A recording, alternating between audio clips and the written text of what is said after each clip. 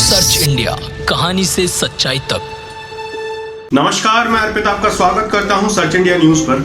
आज हम आपके साथ एक ऐसी सच्ची घटना और एक ऐसी सच्ची कहानी साझा करने वाले हैं जिसको सुनकर और समझकर शायद आपकी रूह कांप जाए और आपको एक सबक भी मिले। बात कर रहे हैं एक ऐसे इंसान की जिसने देश के लिए, परिवार के लिए अनेकों मील के पत्थर स्थापित किए। बात कर रहे हैं एक मेजर साहब की जिन्होंने अपनी देश की सेवा करते हुए देश को बचाने के लिए, देश की सुरक्षा के लिए अनेकों मेडल जीते और उनके 3 बेटे भी थे। तीनों बेटों को एक से एक बढ़िया शिक्षा तालीम उन्होंने दी। तीनों बच्चे सेटल हुए, अपने परिवार में आगे बढ़े। जब मेजर साहब रिटायर हुए और उसके बाद उनके साथ क्या हुआ, इस घटना में हम आपको दिखाने वाले हैं। तो आइए देखते हैं इस कहानी को अमित के साथ, जो कि मेरे सहयोगी हैं। उन्होंने अपने आवाज में, अपने अंदाज में इस कहानी को बयां किया है। आइए देखते हैं, अंत तक देखिएगा और इसको समझिएगा। चलने फिरने में असमर्थ रिटायर्ड मेजर जनरल का घर के एक कमरे में फर्श पर गद्दा लगा दिया गया और नौकर को कहा गया कि इनका पूरा ख्याल रखना, हमें कोई शिकायत न मिले। बेटों की नई शादियां हुई थी। एक ने गर्मी की छुट्टियां गुजारने का फ्रांस का प्रोग्राम बनाया और दूसरे ने लंदन का और तीसरे ने पेरिस का। हर जगह अपना परिचय मेजर जनरल के बेटे होने से शुरू करते। नौकर को चेतावनी दी कि हमारी 3 महीने बाद वापसी होगी, तुम बाबा का पूरा ख्याल रखना और वक्त पर खाना देना। नौकर, अच्छा साहब जी।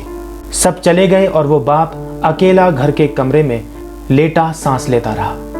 न चल सकता था, न खुद से कुछ मांग सकता था। नौकर घर को ताला लगाकर बाजार से ब्रेड लेने गया तो उसका एक्सीडेंट हो गया। लोगों ने उसे हॉस्पिटल पहुंचाया और वो कोमा में जा चुका था और फिर नौकर कोमा से होश में ना आ सका। बेटों ने नौकर को सिर्फ बाप के कमरे की चाबी देकर बाकी सारे घर के ताले लगाकर चाबियां साथ ले गए। नौकर उस कमरे को ताला लगाकर चाबी साथ लेकर गया था कि अभी वापस आऊंगा। अब बूढ़ा रिटायर्ड मेजर जनरल कमरे में बंद था। वो चल भी नहीं सकता था और ना ही किसी को आवाज दे सकता था। और जब 3 महीने बाद बेटों की वापसी हुई और ताला तोड़कर कमरा खोला गया तो लाश की हालत देखकर उनके होश उड़ गए और बाबा कंकाल में तब्दील हो चुके थे। और तस्वीर आपके सामने है।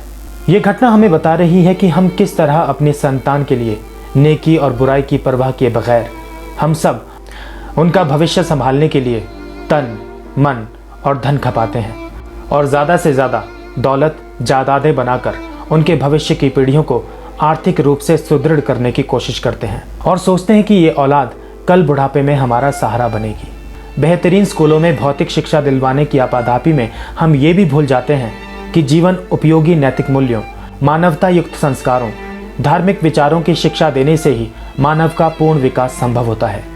नैतिक, सामाजिक, धार्मिक और मानवीय की शिक्षा को हम समय की बर्बादी समझते हैं। हर इंसान जो बोता है उसी का फल पाता है। हमें भी सोचने समझने की ज़रूरत है कि हम अपनी औलाद को क्या सही शिक्षा दिलवा रहे हैं। कहीं ये आपका और हमारा भविष्य तो नहीं? सोचिएगा ज़रूर।